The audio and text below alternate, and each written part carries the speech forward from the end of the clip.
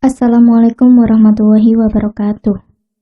Kembali lagi di cerita horor, yang pada episode kali ini merupakan cerita tentang keluarga ilmu hitam. Cerita ini diangkat dari tweet yang dituliskan oleh Bli Jaya Sastra. Apa yang terjadi jika ibu yang selama ini baik padamu ternyata bisa ngeleak dan mempunyai ilmu hitam?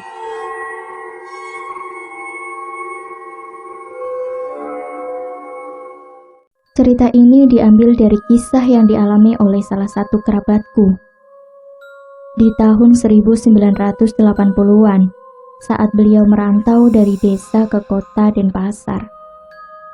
Zaman Orde Baru, di mana katanya pembangunan dan kesejahteraan yang merata. Tapi aku tahu itu hanya terjadi di Pulau Jawa.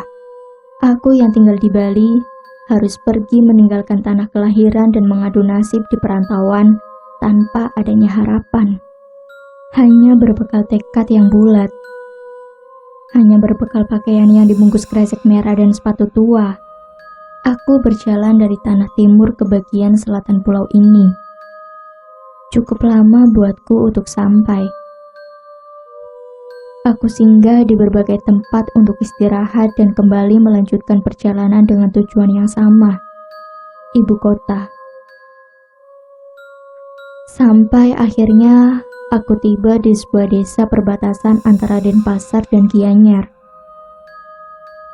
Tempat ini masih sunyi. Banyak lahan kosong dengan tanaman liarnya. Bahkan di sore hari sudah sepi. Aku mencari kos untuk tempat singgah selama 1 bulan, selagi aku mencari pekerjaan. Aku terus mengayuh sepeda menuju arah Denpasar sampai menemukan sebuah pasar. Di sini lumayan ada beberapa orang. Aku kira orang-orang kota akan malu berbelanja ke pasar dan lebih memilih ke supermarket seperti di TV. Diriku berusaha berbaur dengan masyarakat sekitar. Sambil membeli beberapa makanan, aku iseng bertanya pada orang-orang di sini. Biasanya orang-orang di sini mempunyai rekomendasi kos yang cocok bagi perantau. Karena tempat ini begitu dekat dengan sekolah dan banyak dari desa-desa bahkan dari NTT bersekolah di sini. "Permisi Pak, ada kos-kosan di sekitar sini?" Tanyaku pada pedagang ubi. Lelaki itu melihatku naik turun seperti petugas pelabuhan yang melakukan pengecekan melalui visualnya. "Coba tanya sana Gus, saya belum dapat jualan ini," jawabnya sambil tak menghiraukanku. Merasa diabaikan, aku hanya mengangguk dan pergi menghilang secepatnya. Hari itu aku berpikir untuk tidur di pos polisi saja. Hitung-hitung lebih aman dan nyaman. Sambil berjalan menandan sepeda di sebelah kiri, aku disapa oleh seseorang. "Gus, Gus." Merasa terpanggil, aku menoleh ke belakang. Ternyata ada seorang laki-laki parubaya melambaikan kain penutup kepalanya ke arahku. "Nyari kos?" tanyanya sambil ngos-ngosan. Aku pun mengangguk, seperti memberi harapan kepadanya. Lantas ia tersenyum kepada aku. "Ya sudah, ayo sini, mumpung di rumah saya ada yang sudah keluar." Mendengar ajakannya, betapa senangnya diriku. Setidaknya tidak tidur di sembarang tempat untuk malam ini. Aku mengikuti lelaki itu di belakang tanpa perlu bertanya banyak. Dan ternyata kos ini berada di tempat yang strategis, dekat dengan pasar, jalan raya utama, sekolah, dan juga lapangan tempat sambung ayam. Apalagi harga yang ditawarkan saat itu sangatlah murah. Aku mencoba masuk ke dalam kamar yang akan aku tempati, sekedar mengecek saja. Platformnya terbuat dari anyaman bambu. Temboknya berwarna putih namun sudah berubah menjadi kekuningan. Sedangkan pintu dan kusenya berasal dari kayu yang dicat berwarna merah tua. Cukup baik jika dibandingkan dengan rumah di kampung, ditambah dengan harga yang murah. Aku menaruh tasku di atas dipan kayu beralaskan tikar. "Saya ambil deh, Pak." Bapak ini tersenyum bahagia. Ia begitu senang bahkan sampai menawarkan kasur kapuk gratis kepada aku. Aku yang hanya membawa baju, celana dan kemben saja, pasti menerimanya dengan baik. Sambil membantu memasangkan kasur, aku bertanya pada orang tua ini. "Ada berapa orang di sini, Pak?" Ia menjawab, "Ada 3 termasuk kamu, mahasiswa keduanya dari kampus." "Oh, mahasiswa. Wah, deket dong dari sini," kataku sambil mengelap keringat. Kasur sudah terpasang, dan bapak itu mengajakku keluar untuk memberitahu di mana tempat mandi, mencuci, menjemur dan menaruh sepeda yang aman. Kebetulan karena sepeda aku parkir di luar dari tadi. Beberapa terlihat bagus, cuma tempat cuci baju saja yang jauh. Bagaimana tak jauh? Kita harus mencuci di pinggir sungai, sedangkan jarak kos dengan sungai sampai 300 meter. Tapi tak apa, aku bisa melakukannya pada sore hari. Setidaknya kos ini lumayan nyaman untuk ditinggali. Dan tak lupa aku tekankan bahwa harganya sangat murah. Untuk makan, kita boleh menggunakan dapur di sini. Kebetulan dapurnya lumayan besar dan luas. Di sini juga masih menggunakan kayu bakar, biarpun sebagian ada yang menggunakan minyak tanah. Sudah aku bilang kan tadi bahwa di sini sangat nyaman dan murah. Saat itu aku tak bertemu dengan 2 penghuni kamar lainnya. Begitu juga anggota keluarga lainnya. Karena para mahasiswa mungkin saja sedang kuliah. Sedangkan anggota keluarga bapak ini bisa saja bekerja atau pergi dengan urusannya masing-masing. Karena hari masih siang, jadi aku memutuskan keluar untuk mencari tahu tentang apa saja yang ada di sini.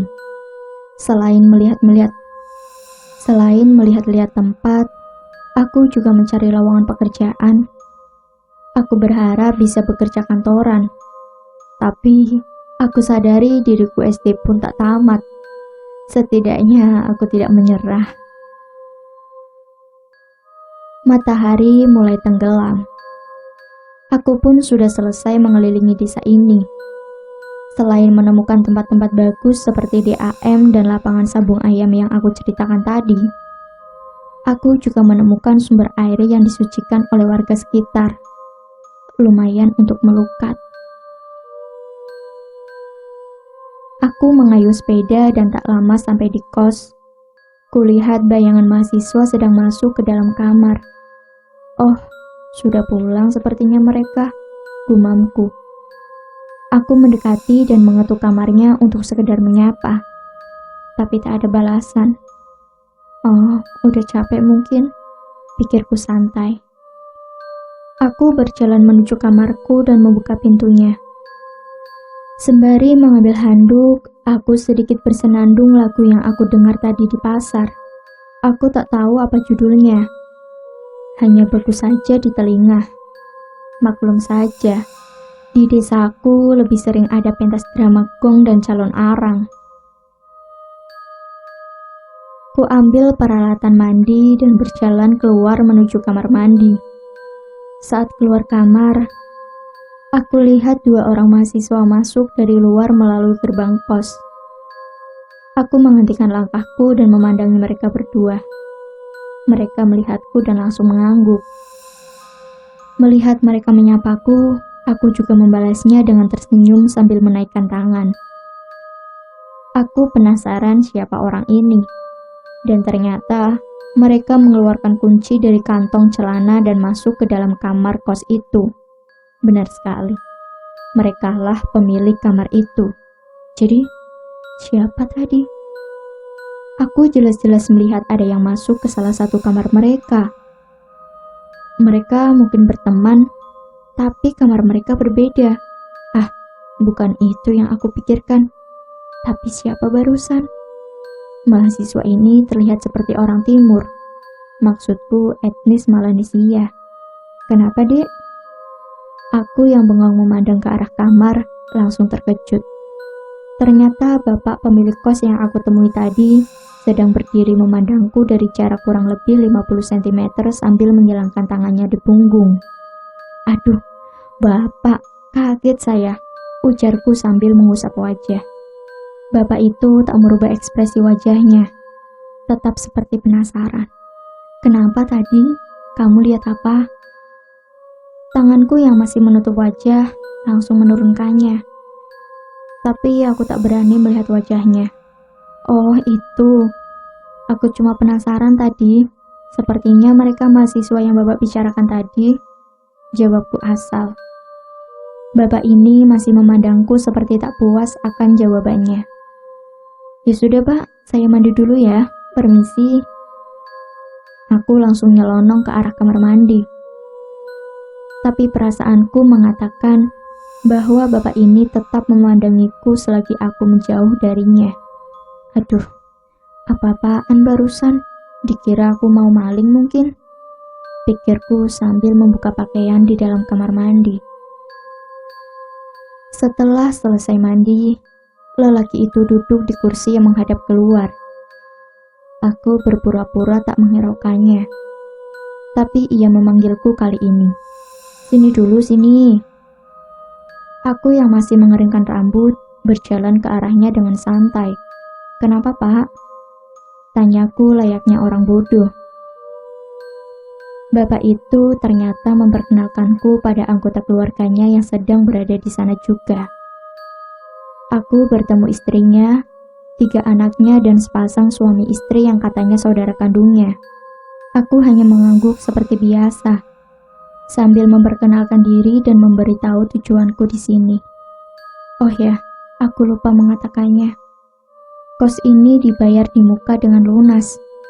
Jadi, aku dapat hidup selama sebulan tanpa memikirkan harus membayar dengan apa di akhir bulan.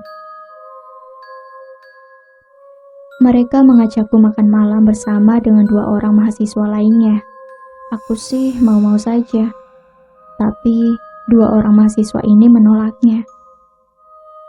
Aku bergegas masuk kamar dan berpakaian rapi. Hari memasuki malam dan kami sudah berkumpul di ruang makan.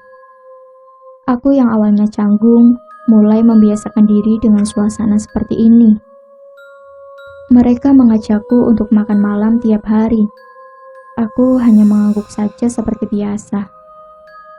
Tapi di akhir makan malam, salah satu dari mereka menyeletuk membicarakan 2 mahasiswa itu. Mungkin memang hal yang tak baik menolak tawaran dari tuan rumah, tapi tak seharusnya tuan rumah merasa keberatan. Bisa saja tuan rumah ini mengutamakan kekeluargaan daripada porsi makanan yang bertambah jika 2 mahasiswa itu ikut makan malam. Setelah makan malam, aku sempat mengobrol di sana dengan 3 anaknya. Anaknya wanita semua dan masih muda. Yang sulung mungkin berusia 19 tahun, sedangkan yang bungsu baru sekitar 15 tahun. Aku curiga sang pemilik kos sangat menginginkan anak lelaki, tapi nihil. Itu sebabnya umur mereka bertiga sangat dekat. Bahkan menurutku, mereka terlihat sebaya. Malam semakin larut dan aku pamit masuk ke dalam kamar kos. Kamar kos dan rumahnya berada satu area seluas sekitar 3 area. Jadi mereka bisa memantau jika ada yang masuk ke kamar kos. Aku masuk ke kamar, bermeditasi, lalu tidur. Meditasiku tak mendapatkan halangan. Tapi, perasaanku mengatakan ada yang aneh dari kos ini. Pagi harinya, aku bangun dan mendapati suara ribut-ribut di luar kamar. Aku langsung bangun dan melihat keluar kamar. Terlihat tuan rumah kos beserta beberapa keluarganya sedang memandang ke arah kamar salah satu mahasiswa ini. Aku mencoba bertanya pada mereka sambil mendekat. Ternyata mahasiswa yang kamarnya bersebelahan denganku mengalami demam tinggi. Wajahnya pucat dan tubuhnya menggigil. Bapak kos menyarankan anak ini untuk pergi ke rumah sakit. Tapi kebanyakan mahasiswa tak mempunyai uang yang banyak untuk berobat. Mahasiswa ini pun dibantu oleh rekannya dari kamar sebelah. Ia mengompres orang ini dengan air hangat. Tuan rumah mulai meninggalkan kamar itu beserta keluarganya. Aku sempat ke kamar mandi untuk cuci muka dan ke dapur membuat kopi sambil mengambil air hangat untuk mahasiswa ini. Aku masuk lagi ke kamarnya sambil membawa segelas kopi dan sebaskom air. Benar memang, segelas kopi dapat mencairkan suasana. Kami saling berkenalan dan mengobrol di sana. Akhirnya, aku tahu siapa nama mereka berdua. Yang terbaring lemas bernama Simon, dan yang sebelahnya bernama Rana. Mereka berasal dari Manggarai. Sebetulnya, nama mereka panjang dan mempunyai nama baptis, tapi aku sudah lupa. Awalnya kita bercerita tentang kampus dan masalah orang dewasa, tapi pembicaraan ini mengarah ke arah curhatan hati pribadi. Bukan masalah cinta, tapi tentang tempat ini. Awalnya mereka kos jauh dari kampus, tapi karena jam praktek yang dijadikan satu dengan kuliah, makanya mereka memutuskan untuk pindah. Mereka baru sebulan di sini, dan banyak yang mereka alami setiap malam. Salah satunya, ada suara lonceng dan mimpi yang buruk. Rana bercerita tentang dirinya yang tak pernah bisa tidur karena setiap malam selalu bermimpi dikejar oleh sosok seram seperti di pentas drama. Aku sudah bisa tebak yang ia maksud adalah Celuluk atau kawan-kawannya. Tapi aku tak menyelah pembicaraannya itu. Ia juga bercerita bahwa Simon sering mendapati kamarnya berbau kotoran manusia atau amis, padahal selalu ia bersihkan. Selain itu, Simon juga pernah bercerita padanya bahwa ia sering mimpi buruk. Jadi mereka berdua curiga pada pemilik kos ini. Tak mungkin kos yang lengkap begini disewakan dengan harga yang murah, tanpa ada udang di balik batu. Saat Rana sedang membicarakan hal itu, tiba-tiba ia langsung meminum kopinya dan mengusap kepala Simo dengan handuk berisi air hangat. Aku yang merasa digantung langsung bertanya, Lalu kau bisa menaruh lamaran juga di kampusku? Sepertinya di sana membutuhkan pegawai. Jawabnya tak nyambung. Tapi aku membaca isyarat matanya lalu membalikkan badan dan langsung terkejut. Ternyata dari sela-sela jendela ada yang mengintip. Sepasang bola mata mengintip seperti tahu yang kita bicarakan. Cukup lama ia memandang kami, lalu pergi begitu saja. Aku mengambil segelas kopi dan langsung pergi ke dapur berpura-pura tak terjadi sesuatu. Aku lihat si bungsu memandangiku kosong seperti memperhatikan gerak-gerikku. Aku yang merasa canggung berusaha menyapanya. Bukan candaan yang aku dapat seperti kemarin, tapi senyum tipis dari sisi ujung kanan bibirnya. Aku langsung nyelonong menjauhinya. Aku kembali ke kamar itu dan kita bersama-sama bertiga sampai larut malam. Kita bertukar kisah seperti seorang teman, bertukar masa lalu, bercanda, dan akhirnya kita bertiga memutuskan untuk tidur di kamar Simon karena orang itu tak kunjung sembuh. Pada malam harinya saat kita tertidur, tiba-tiba Rana membangunkanku. Dim, coba dengar ada apa di luar. Nyawaku yang belum terkumpul dengan baik berusaha menguping suara dari dalam kamar. Seperti suara lonceng. Aku terbangun langsung sadar full, padahal tadinya aku masih setengah mengantuk. Rana menyuruhku diam. Kita berdua berusaha mendengar suara apa yang muncul lagi. seperti suara hentakan kaki yang melompat. Rana langsung berbisik, "Gimana ini? Gimana ini?" Aku langsung mengambil posisi meditasi, mulai mengatur nafas dan tak menunggu lama. Suara itu menghilang. "Kok kamu bisa?" tanyanya padaku. Aku membuka mata pelan-pelan sambil mengusap wajah. "Ayahku tabib, biasa menangani hal ini." Ia mengangkat jempolnya, seakan-akan memberiku penghargaan. Saat kita berdua selesai berbincang tipis, aku berbalik untuk melihat ke arah Simon. Ternyata Simon bangun dari tidurnya. Ia masih di atas kasur, tapi dalam posisi duduk dengan kaki terlentang ke depan. Aku melihat wajahnya seperti terkejut dengan nafas yang pendek. Aku memberi isyarat pada Rana. Rana yang menoleh pun langsung berteriak, seakan-akan lupa dengan apa yang terjadi barusan. Aku langsung bangun dan berdiri di belakang tubuh Simon. Rana memegangi kedua pundaknya. Aku ucapkan beberapa mantra dan langsung mentransfer energi ke dalam tubuhnya. Simon berteriak, tapi mulutnya langsung ditutup dengan tangan oleh Rana. Tak lama setelahnya, ia muntah-muntah dan lemas. Tanganku yang sangat panas karena gesekan energi dari tubuh Simon dan tubuhku. Saat Rana mulai merebahkan tubuh Simon di kasur, aku melihat ke ventilasi angin. Ternyata ada sepasang mata yang mengintip. Aku tak tahu bagaimana caranya ia mengintip. Apakah dengan terbang, memanjat, berkelantungan? Intinya, mata itu sangat jelas. Aku tak memberitahu Rana. Tapi tak lama mata itu menghilang begitu saja. Kami tak bisa tidur semenjak kejadian itu. Pagi harinya, aku memutuskan pergi ke pasar untuk membeli makan dan ngopi. Aku tak berani masuk ke dapur mereka.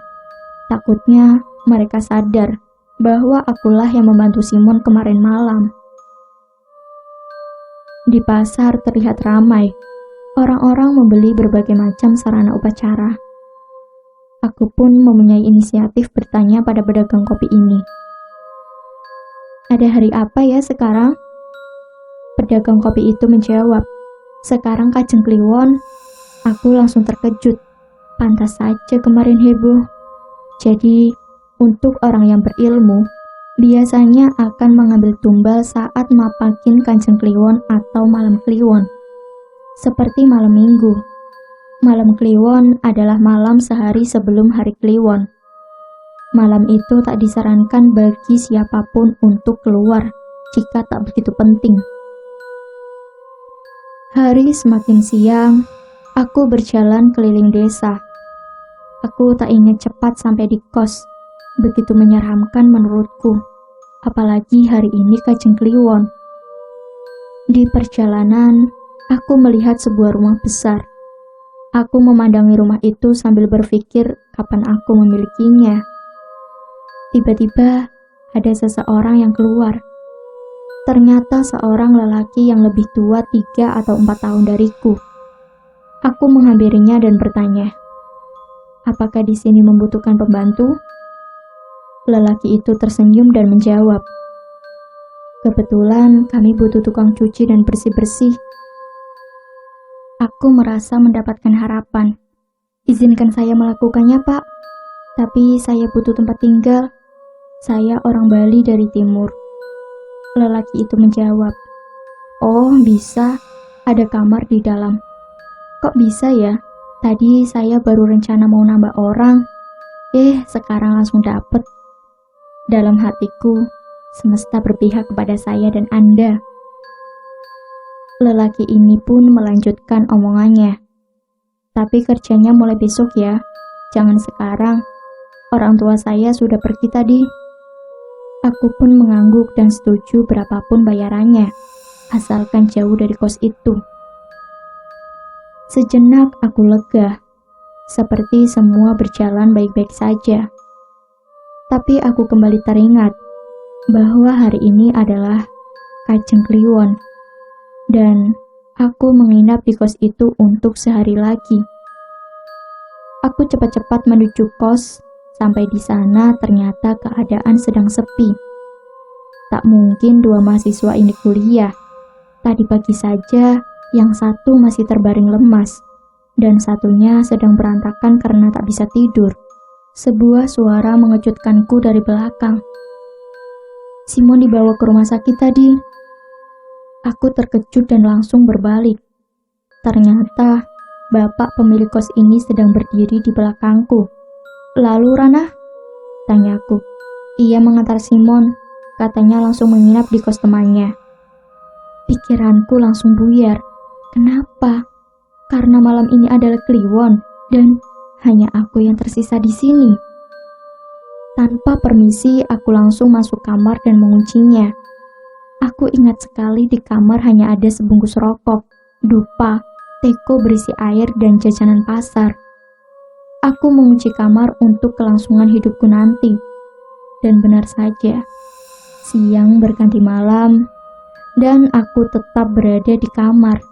Aku mencuci mulut dan wajahku dengan air di teko. Jajanan pasar, aku gunakan untuk mengganjal perut dan rokok agar tetap terjaga. Dupa, lihat saja nanti. Oh, bukan nanti, tapi sekarang. Suara khas lonceng di kaki orang yang ngeleak terdengar, tapi kali ini berbeda. Suaranya begitu ramai dan terasa seperti mengelilingi rumah kamarku. Aku berusaha menghidupkan dupa, namun korek batang ini tak mau menyala. Aku berusaha menutupinya dengan tanganku dan kembali menyalakannya. Api kecil dari korek berhasil menghidupkan dupa. Aku tusukkan dupa ini di atas jajanan pasar yang masih tersisa. Lalu aku ambil posisi bersila. Om Awike Namastu Namasidam. Mantra demi mantra aku ucapkan. Mulai mantra pemanggil senjata, penguat diri sampai mantra untuk melawan mereka. Tak sampai 15 menit, dupa di depanku sudah tersisa sedikit. Biasanya, dupa akan habis selama paling cepat 1 jam. Tapi ini begitu cepat. Aku kembali menghidupkan dupa dengan sabar. Tiba-tiba, suara berat dari luar. Lantas aku pun berteriak ke arah pintu. Dan teriakanku dibalas dengan pukulan ke arah pintu. Pintu itu dipukul dengan sangat keras seakan ada yang ingin mendobraknya. Dupa itu aku lemparkan ke samping dan kudorong dipan kayu ke arah pintu agar bisa menahan tendangan mereka. Aku takut pintu itu terbuka saja. Dupa aku ambil lagi dan kuhidupkan. Berhasil. Di tanganku ada 3 buah dupa dan aku angkat tinggi-tinggi. Saya tak bersalah dan jujur, teriakku ke arah pintu. Suara langkah kaki terdengar dari atas genteng dan halaman rumah. Selama tengah malam, aku terus menghidupkan dupa dan bermeditasi. Suara kerincing, ngereh, dan langkah itu terus terdengar. Bahkan kilatan cahaya berkali-kali terlihat. Di tengah malam, rasa penasaranku pun muncul. Aku berniat melihat keluar. Aku berpijak di atas lemari kecil dan mengintip dari lubang ventilasi ke arah luar. Benar saja, aku melihat ada yang menari di halaman rumah. Berambut panjang acak-acakan dengan gerakan yang melompat-lompat diiringi suara-suara tadi. Dan seramnya bukan hanya 1, tapi 6 orang. Benar sekali. Bahkan ada yang bentuknya cebol, menari sambil menggeleng-gelengkan kepalanya. Sudah bisa dipastikan bahwa satu keluarga ini sedang melakukan ritual ilmu hitam. Kenapa cuma 6? Tanyaku dalam hati. Harusnya 7 kan? Belum selesai aku bertanya, tiba-tiba ada sosok api berterbangan di atas rumah. Setiap melewati atap, akan menimbulkan kilatan cahaya dan suara dentuman kaki. Pasti ini yang satunya lagi. Ia sudah berubah menjadi api. Aku kembali duduk dan mulai bermeditasi. Semua mantra aku lafalkan tanpa putus. Semakin subuh, suara mereka semakin keras. Saat aku membuka mata, tiba-tiba aku melihat begitu banyak pasang mata sedang memandangku dari alat ventilasi. Benar, mereka mengintipku. Aku teguhkan diriku sambil tetap dalam posisi duduk sempurna. Subuh mulai berganti pagi. Aku rasa keadaan sudah kembali normal. Aku coba melihat ke arah ventilasi, tapi nihil. Aku naik dan mengintip keluar, hanya sepi yang kulihat. Dan di langit sudah mulai berwarna merah, menandakan matahari akan muncul sebentar lagi. Aku turun dan langsung mengemas barang-barangku.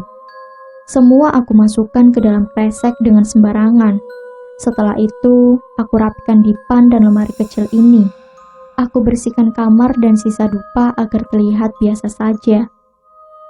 Setelah cahaya matahari terlihat jelas, aku memutuskan untuk keluar. Ternyata mereka sekeluarga sedang berdiri dari depan rumahnya menghadap ke kamarku dengan tatapan kosong. Aku yang terkejut berusaha untuk tenang.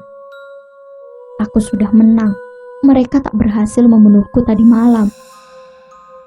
Aku berjalan mendekat dan langsung berkata pada mereka, "Aku adalah anak seorang tabib dari Karangasem. Jiwaku tulus dan jujur, sedikit pun tak ingin menghancurkan kalian." Mereka masih terdiam memandangku. Aku tahu apa yang kalian lakukan. Jadi, aku memutuskan untuk pergi. Aku tak akan membicarakan ini dimanapun. Tapi jika kalian menggangguku lagi, satu persatu akan aku haturkan kepada Sang Hyang Batari Durga. Ancamku kepada mereka. Aku berbalik dan langsung berjalan menjauh. Mereka tak menjawab atau berkata apa lagi. Dengan perasaan sedikit takut, aku mengambil sepeda dan pergi menuju pasar. Setelah itu, aku tak pernah tahu kabar mereka, Simon dan Rana. Beberapa tahun kemudian, aku bertemu dengan pemilik kos itu. Ia sedang duduk di depan rumahnya. Aku menghampiri tubuh tua itu. Sudah 20 tahun berjalan semenjak kejadian itu. Awalnya ia telah melupakanku, tapi saat aku berdiri di depannya, ia mengingatnya dan tersenyum. Dengan wajah berbinar, dirinya menanyai kabarku. Aku pun melakukan hal yang sama. Lalu arah pandangnya tertuju pada anak kecil yang berada di sebelahku. Ia bertanya berapa umur anak ini. Aku jawab, masih 5 tahun. Senyumnya begitu lebar dengan gigi yang sudah ompong. Benar sekali, 19 tahun kemudian, anak umur 5 tahun inilah yang menulis cerita ini untuk kalian. Anak itu adalah aku. Dan lelaki yang berjuang di malam hari itu adalah bapakku.